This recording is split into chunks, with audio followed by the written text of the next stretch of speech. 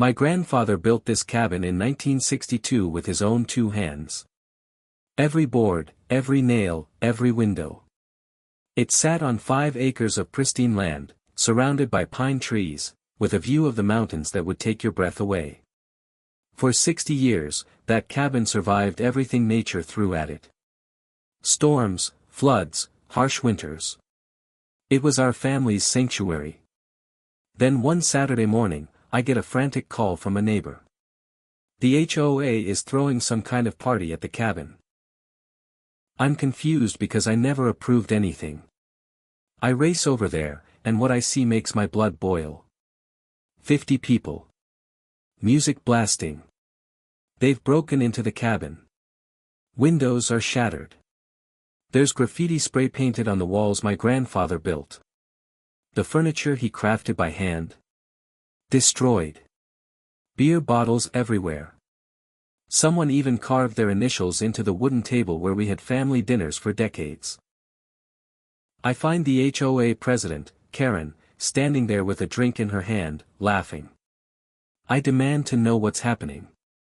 She looks at me with this smug smile and says, "We're exercising our rights as an HOA. This property falls under community usage according to our bylaws. It's community property now. You should have read the fine print." I'm shaking with rage, but I stay calm. I pull out my phone and make one call. To my grandfather's lawyer, who's been the family attorney for 40 years. I explain the situation. He tells me to document everything and not to worry. 3 days later, Karen gets served.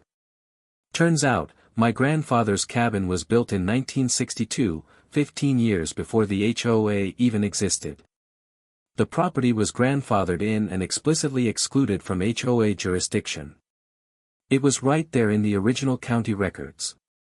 They had absolutely zero authority.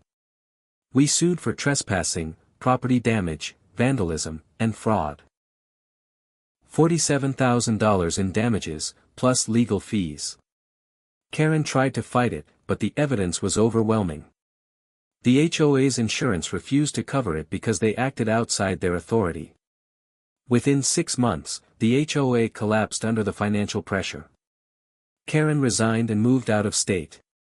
And the cabin? I restored it exactly how my grandfather built it. It's still standing strong, and now it's protected by an ironclad legal boundary. Never mess with family legacy.